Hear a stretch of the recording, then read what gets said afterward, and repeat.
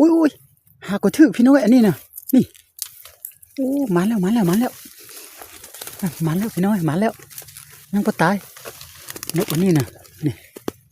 ถึกแล้วโอ้เรียบร้อยเตรียมที่สองมาแล้วพี่น้องเรียบร้อยนี่งามอยู่มันนี่ยังปะตายอีกคือเก่าพี่น้องเอ้ยโอ้นกอันนี้หากระทึกมดพี่น้องนี่หากระทึกงามโอ้นกอันนี้งามหลายเก็บก่อนพี่น้องอีกเด้อเลยนกน้อยเต็มสามมาแล้วนี่มันสุดยอดสีเต็มแล้วพี่น้องเอ้ยนี่โอเคเรียบร้อยพี่น้องโอ้มันนี่มันแห้งพี่น้องนี่โอ้เอาพี่น้องเมียนยังกินวะโอ้โถพี่น้องมีแนวกินพี่น้องเอ้ยมันสุดยอดพี่น้องสุดยอดกลางแบบนี้ได้พี่น้องนี่ลืมไปเด้อเยื่อนี่เป็นเยื่อที่ว่าอันแมงจีซ่อนเด้อนี่พี่น้องแมงจีซ่อนเนาะพี่น้องมาถอนขนนกก่อนถอนขนนกเขาจะปิ้งกินนี่ขนนกได้6 ตัวปิ้งกันอยู่นะกระต๊อบนี่เลย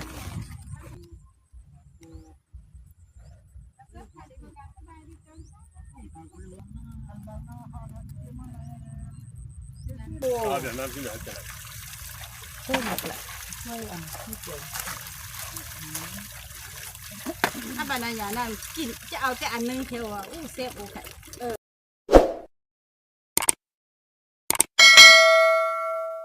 ทักทายสบายดีตอนบ่ายนิดนึงพี่น้องตอนเช้าออกมาดักนกอีกคือเก่าพี่น้องเลยแต่ว่ามาเช้าอยู่แล้วก็ตอนใส่บ่ได้ทานฝุ่นแบบคือสิตกหรือเบาจันก็เฝ้าใส่แล้วก็บ่ได้ทายเดี๋ยวนี้จะพาพี่น้องมายามเบิ่งเนาะว่าสิมานบ่นะตัวใดถึกจังจะทายเบิ่งแล้วก็ตัวใดบ่ถึกก็ปะคือเก่าเลยมื้อนึงตอนสายประมาณ11-12 โมงจังจะมายามอีกเด้อพี่น้องเด้อไปพาพี่น้องไปเบิ่งนี่ใส่อยู่จุดนี้ล่ะไปเบิ่งหลังเล็กก่อนหลังเล็กบ่แม่นหลังที่2นี่หลังนึงอยู่หั่นบ่ถึกพี่น้องเราจะขยายมานี่ตัวนึงหลังนึงใส่อยู่นี่อุ้ยหากระทึกพี่น้องอันนี้นะนี่มาแล้วพี่น้อยมาแล้วยังปะตายนกอันนี้นะนี่ถึกแล้วมาแล้วตัวเลขแห้งมาแล้วเก็บก่อนเบิ่งหลังที่3ก่อนหลัง3ใส่อยู่บนนี่ลันบ่โอ้เรียบร้อยเตรียมที่2มาแล้วพี่น้องเรียบร้อยนี่งามอยู่มันนี่ยังปะตายอีกคือเก่าพี่น้องเอ้ยโอ้นกอันนี้หากระทึกมดพี่น้องนี่หากระทึกงามโอ้นกอันนี้งามหลายพี่น้องนี่เก็บก่อนพี่น้องมันใส่อยู่ในนี่2 หลังนะพี่น้องเอ้ยอยู่นี่ก็พาพี่น้องไปเบิ่งก่อนมันบ่ได้2 แต้มแล้วพี่น้องได้2 แต้มแล้วลันบ่เรียบร้อยแต้มที่3เรียบร้อยนกน้อยโอ้นกน้อยก็ติดเด้อนี่นกน้อยแต้ม3มาแล้วนี่ไปเบิ่งหลังที่4เบิ่งดูหลัง4เอาหลัง4มันบ่นี่นะนี่ละหลัง4ก็เรียบร้อยพี่น้องโอ้มันสุดยอดสีเต็มแล้วพี่น้องเอ้ยนี่โอเคไปพาพี่น้องไปเบิ่งหลังที่5ที่6เบิ่งก่อนหน้ายามจะบ่หมดพี่น้องไปอยู่นี่มันบ่ใส่อยู่นี่หลังนึงเรียบร้อยบ่เรียบร้อยพี่น้องโอ้มันนี่มันแห้งพี่น้องนี่พี่น้องเรียบร้อยไปเบิ่งนี่ก่อนเอาไปจังกะเรียบเอายำไว้หน่อยนึงเนี่ยเท่านี้ไงเท่านี้หลังนึง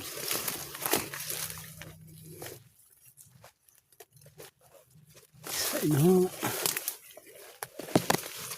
เรียบร้อยบ่โอ้ลันบ่ติดอันนี้นะพี่น้องเอ้ยลันบ่ติดโอ้เสียดายว่ะอ๋อลันบ่ติดหลังมันนี่หมานอยู่พี่น้องไปอยู่นี่หลังนึงก่อนลุงไก่ทางนี้มีหลังนึงเรียบร้อยบ่โอ้บ่ลันเลยหลังนี้ยังบ่ลันพี่น้องยังอยู่คือเก่าหลังนี่นะปะก่อนใส่อยู่ในซองหลังโอ้หลังนี่โอ้เอ้าพี่น้องแม่นหยังกินวะอ๋อโถพี่น้องมีแนวกินพี่น้องเอ้ยจะแม่นน่าจะแม่นนกนกกดบ่จักพี่น้องเฮ้ยคนสะมืดถืออยู่เต็มที่หุบโอ้เสียดายพี่น้องไปเบื้องหลังต่อไปพี่น้องจนมืดแล้ว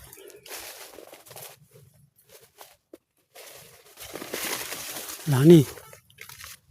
ว้าวหลังนี่กะลันโอ้ยถึกแมงอันนี้นี่พี่น้องเอ้ยบ่ได้ไปเบิ่งชุดนี้ก่อนนี่ใส่หลังหนึ่งโอ้หลังนี่ยังบ่ลันยังกลางอยู่หลังนะเข้มทางน่ะยังมีพี่น้องเอ้ยบ่ลันหลังนี่บ่ลันนี่หลังนี้มือหลังนี่ก่อน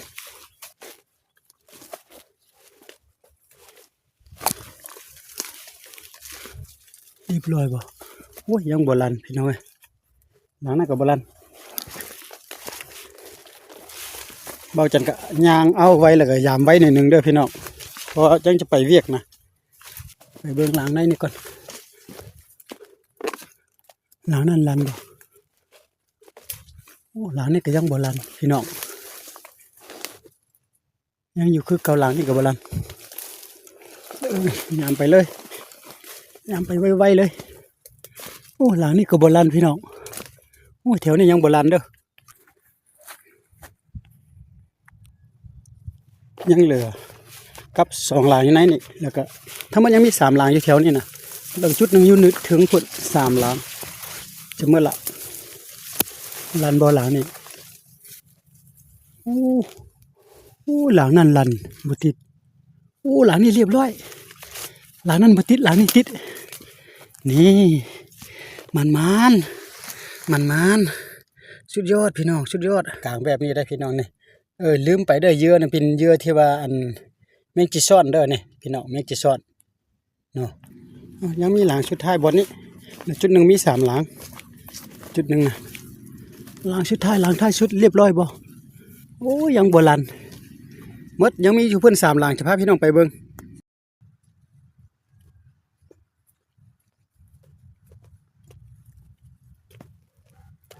สบายดีแค่ว่าการยามกับลองดักนกหอบทีหนึ่งหันนี่ได้6 ตัวพี่น้องเพิ่ง7 ตัวตัวหนึ่งมีแนวกินเลยพี่น้องมาให้เบิ่งเด้อพี่น้องเด้อ1 แต้ม2 แต้ม3 แต้ม4 แต้ม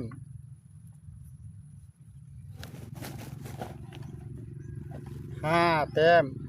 น้อยกระเทิก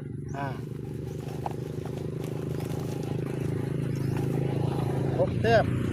นี่6 แต้มพี่น้องน้ำเยอะพี่น้องจากยังมี3 หลังชุดท้ายยังบ่ได้ยามเธอพี่น้องอันนั้นก็3 หลังน่ะนับแต้มว่า1 ตัวเป็น7 ตัวแต่ว่าจะถึกอยู่1 ตัวนะไปเบาจันท่าเขาเจ้าก่อนพอเบาจันจะเอารถดุดนะไปไทยส่วนให้แม่เขาอยู่พุ่นก่อนพี่น้องท่ารถดุดก่อนพี่น้องเอ้ยรถไทยนะเอาเมื่อนึงจึงจะพาพี่น้องไปเบิ่งน้ำกันอีกเนาะพี่น้องเนาะตอนนี้นี่เบาจันท่าเขาเจ้าก่อนแล้วตอนซอยจะพาไม่ยามอีกเด้อรอบ1เด้อว่ายังมี3 หลังว่าจะมาอีก1 แต้มบ่จังคอยมาเบิ่งน้ำกันบางเทื่อก็จะได้ทายบางเทื่อก็บ่ได้ทายแล้วก็เลยปะเลยก็บ่จักเนาะก็เบิ่งตัวจริงพี่น้องพี่น้องมาถอนขนนกก่อนถอนขนนกเขาจะปิ้งกินนี่ขนนก ได้6ตัวปิ้งกันอยู่น่ะกระต๊อบนี่เลยนี่แหละจะ1 หอบ1ยามลงไปเลยพี่น้อง6ตัวยามก่อน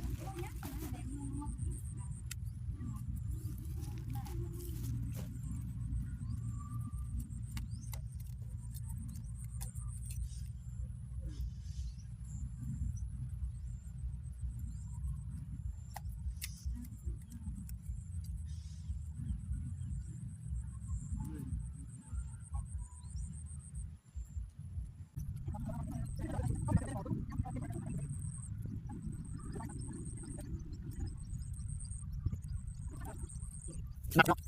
ว่ามันจะพี่น้องอันนี้เอากัด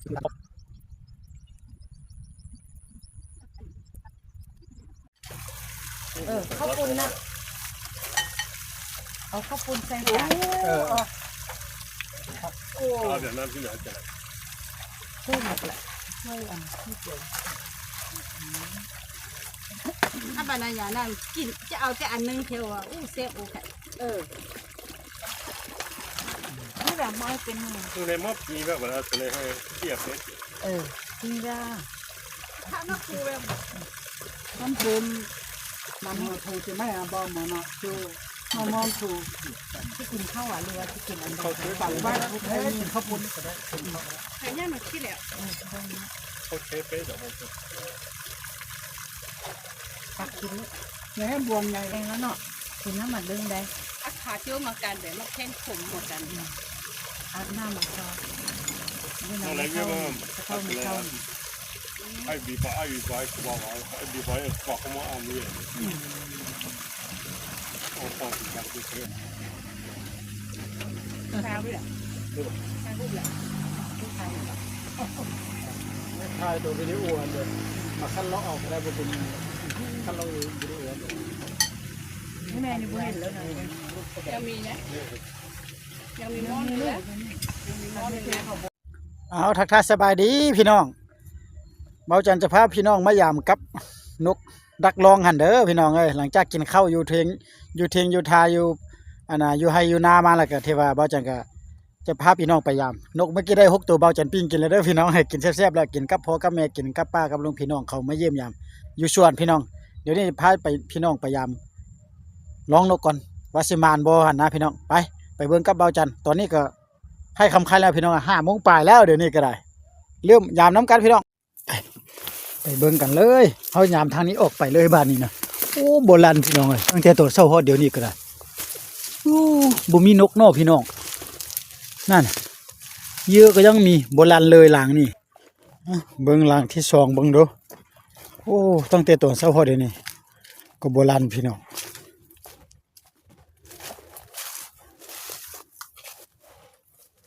โอ้ว้าวหลังนี่ก็โบราณพี่น้องเอ้ยโอ้บ่มีนกพี่น้องมีแต่มดขึ้นนี่เก็บไอ้เบิ่งหมดเด้อตอนแรกนี่สมานบ่พี่น้อง3หลังมาใส่ท้ายชุดนี่คือว่ามิดจิลีอยู่เบิ่งหลังนี่เบิ่งดู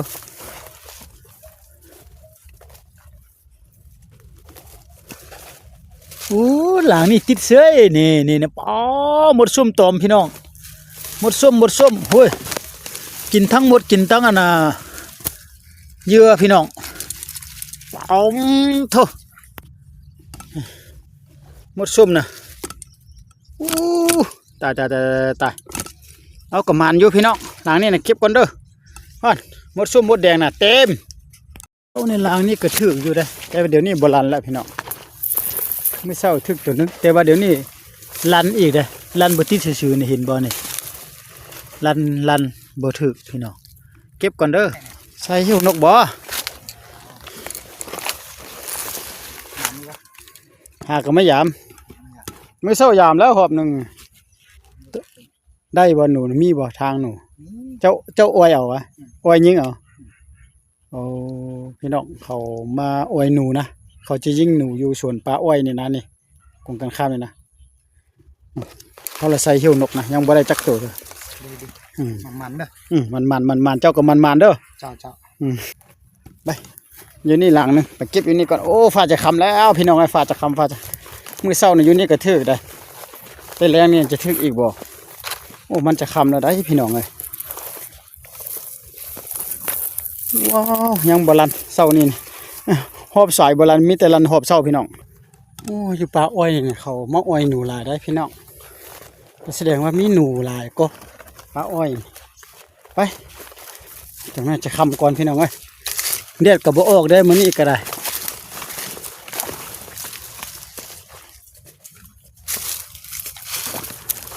มานบ่โอ้บ่มานโอ้ยลันอยู่บ่ถึกพี่น้องเอ้ยเอ้านี่แต่ก็บ่ฮู้ว่ามีคนมาเอาหรือว่าคนจังใดเฮาก็บ่เข้าใจเด้อลันไปเบิ่งไปนํกันพี่น้องหลังตอนเช้ามื้อตอนเช้ามื้อตอนอยู่นี่ได้อยู่ตอนเช้านะแต่ตอนนี้ก็ลันอีกบ่โอ้เรียบร้อยแล้วเต็มที่2มาแล้วมื้อเช้าก็ได้ตัวหนึงเด้อบ่นี่นะเดี๋ยวนี้ก็ได้ตัวหนึงนี่พี่น้อง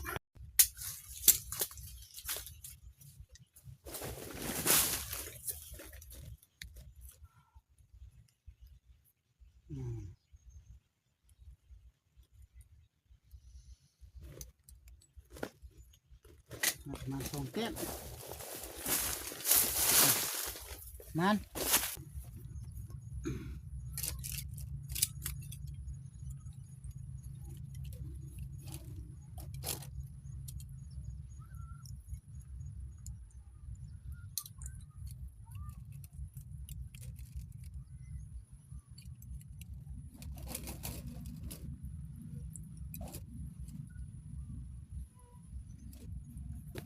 พี่น้องเฉพาะตอนแรกเนี่ยได้นก2ตัวร้องเก่ากับ1ตัวร้องใหม่กับ1ตัวรวมทั้งหมดเป็น8ตัวมื้อเช้าได้6ตัวพี่น้องเอ้ยแต่ว่าบ่จันเอาไปคั่วกินยาครั้งนี้แหละเอากลับเพิ่นมีแต่2ตัวนี่เอาพอกันในโอกาสต่อไปและคลิปต่อไปสำหรับมื้อนี้ก็ค่ำมืดจืดจางแล้วพี่น้องเอ้ยนี่เวลาก็6 โมงยังแล้วพี่น้องนี่5 โมงปลาย6 โมงยังแล้วพี่น้องเอ้ยนี่เนาะนี่ว่าจังก็จะกลับเพิ่นก่อนบัดนี้นะเป็นจังได๋ก็ฝากไลค์ฝากแชร์ฝากติดตามด้วยเด้อยอดวิวมันบ่ขึ้นน่ะพี่น้องเอ้ยฟ้าอวยพรใส่ให้พี่น้องหมดทุกคนเลื่อนไปเลื่อนมาเห็นคลิปเบาจังก็ขอฝากไลค์ฝากแชร์ฝากติดตามแล้วก็เบิ่งให้จบคลิปเด้อพี่น้องเบาจังก็จะขออวยพรให้หมดทุกคนล่ะถือหวยรวยเลขถือเงินเป็นพันๆล้านล่ะพี่น้องเอ้ยให้มีความสุขใส่พาสุขหมดทุกผู้ทุกคนทั้ง FC ฝั่งลาวฝั่งไทยแหละที่เข้ามาติดตามรับชมขอขอบใจพี่น้องเบิ่งชุดกกชุดไปสำหรับคลิปนี้เบาจังอำลาพระเจ้าไปก่อนไปพี่น้องกลับเพิ่นกัน